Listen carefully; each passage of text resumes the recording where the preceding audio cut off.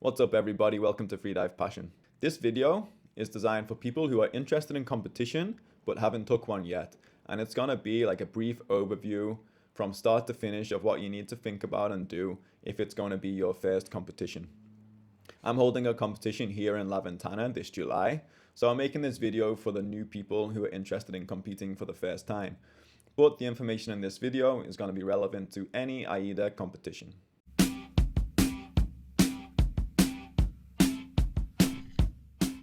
So if you're interested in competing, there's a few things that you need before you start. The first thing will be to have a freediving certification. Okay, this didn't always used to be the case. There was actually freediving competitions before certification was really like such a thing, and world records before there was any freediving certification at all. The other thing you'll need is to be a member of your Aida National from your country. If your country does not have an Aida National, you can join any Aida National, but you need to be a member of one of them, either your country or another country. You'll need to get a medical certificate from a doctor saying that you're fit to dive. You'll need to get in touch with the organizer of the competition to pay your competition fee and secure your place. You should go on to the Aida International page, create an athlete's profile, then go to the competition in the Aida page and register there. Finally, I recommend having your personal diving insurance. Then you're ready to go. You would start your training and get ready for the competition. When you arrive, the day before the competition starts, there'll usually be like a gathering where the organizers will go over the logistics of the competition, and the judges might want to talk about their specific interpretation of some of the rules, maybe the evacuation plan, how the safety team is going to operate, so everybody knows what to expect on the day. You'll have to fill in some forms. There's going to be a lanyard check to make sure that your lanyard is safe and functionable. And later on, you'll do your announcements. The announcements are normally kept secret from the other athletes. It might be through a WhatsApp group, or it might be like just putting like a folded piece of paper with your announcement, your name, into like a little sealed off pot. Something that you should know is that you're only allowed to announce 5 meters deeper than what you've been in the last 3 months, and somebody needs to verify that depth as well. So somebody needed to have been there and sign off that you've actually been to that depth. Using these announcements, the organizer will come up with a start list.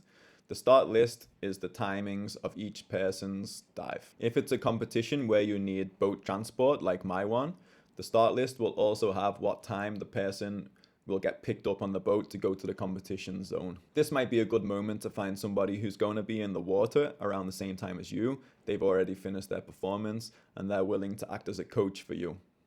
I'll go more into the roles of a coach later. On the day of the competition, make sure you give yourself plenty of time to do your stretching or your normal procedure before you do a dive session. It's good not to change anything for a competition compared to what you would normally do for your typical training and diving session. So keep everything as similar as possible. The time that you will dive is going to vary in a competition. Maybe you're used to diving at 9 in the morning with training, but in the competition, your official top is at 12. If this is the case, then make sure you stay hydrated and make sure you have like some food in you so you have some energy for the dive. You need to be in the competition zone 1 hour before your official top.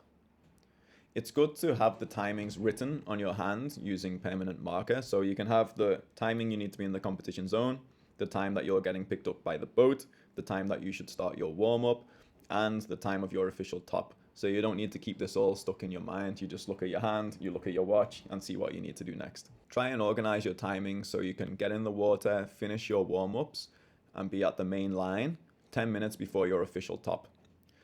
Anything more than 10 minutes, you might get bored or cold. Anything less than 10 minutes doesn't leave you with enough time to really relax and get calm before it's time to do your official top. While you're waiting to go over to the main line, you'll be giving an official gauge, which is just the official dive computer to verify what depth you get to. If you have a coach, then one of the roles of the coach could be to bring you to the main line. So let's say you got there 10 minutes early and you're relaxed and calm, drifting off like somewhere between awake and sleep. Maybe you don't want to wake up and swim over to the line and raise your heart rate and then have to get back into that state. The coach can literally pull you over to the main line, help you get your lanyard on, and then you pretty much just settle into the main line without a big change in state. So this is why it's nice to have a coach for this beginning part of your dive. You should get 5 minutes on the line, but the minimum that you are obliged to be given is 2 minutes on the main line before it's time to do your dive. Normally a good competition should leave you with at least like 5 minutes before your dive.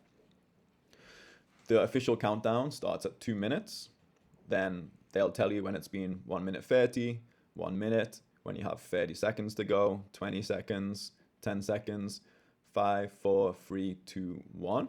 Then they'll say official top. Now you're allowed to dive from that moment until 30 seconds after that moment. If you dive before official top, it's a disqualification. If you dive after the 30 seconds, it's disqualification, or probably they won't even let you dive. So you have this 30-second window to start your dive, and the dive starts when the lips and nose go below the water.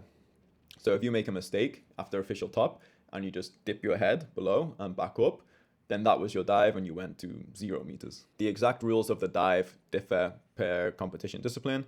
And if you guys like, I can go more specifically into those rules in another video. If you want me to do that, then comment down in the comment section.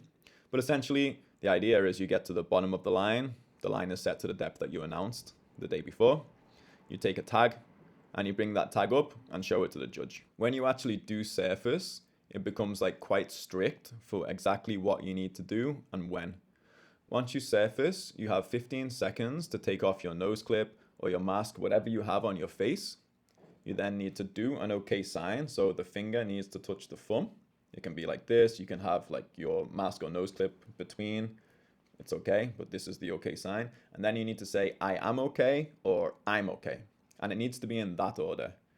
So nose clip or mask, OK sign, then say, I'm okay. A little hack is the protocol starts when you remove the facial equipment. So if you get up and make a mistake, maybe you're a little bit excited, you get up, you still have your nose clip on and you say, I'm okay, but you still have enough time to complete the protocol.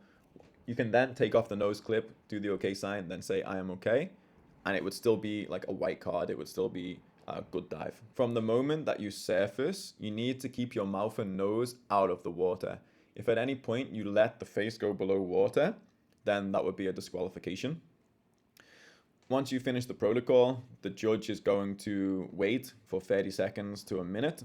Maybe they'll have a little talk with each other if something strange happened or if they need to discuss something. But then within a minute, they're going to give you the card. It can be a long wait. It can be a little bit awkward, but this is just one of the rules.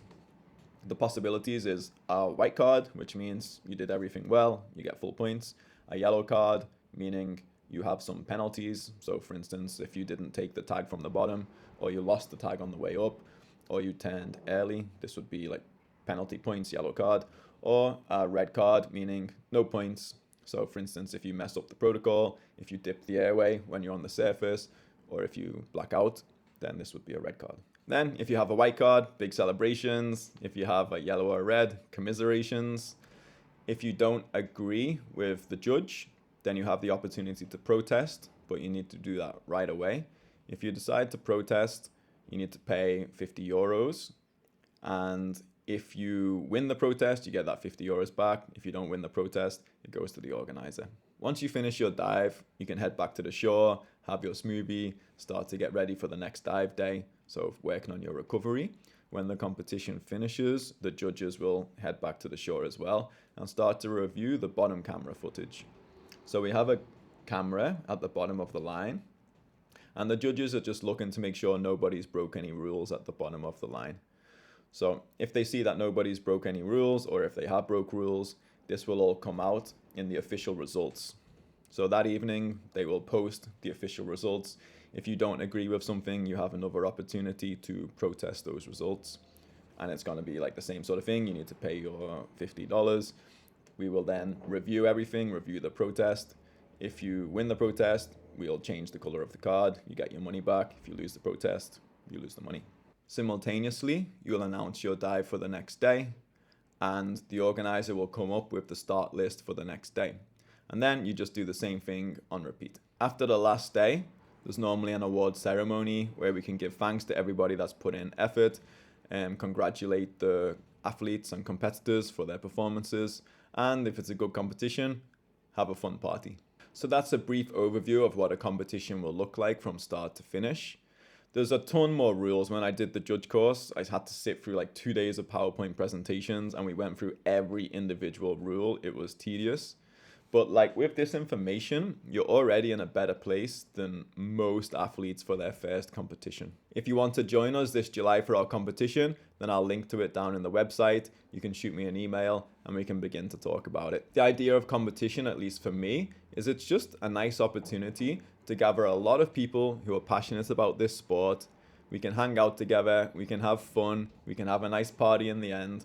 And then here, we're also going to organize a trip where we can all go out and see the beautiful, amazing marine life that we have around here in Baja. So if you want a nice, friendly competition for your first experience with competition, come check us out. Thanks for watching, everybody. If you have any questions, then leave it down in the comment section. And until next time, take it easy and dive safe.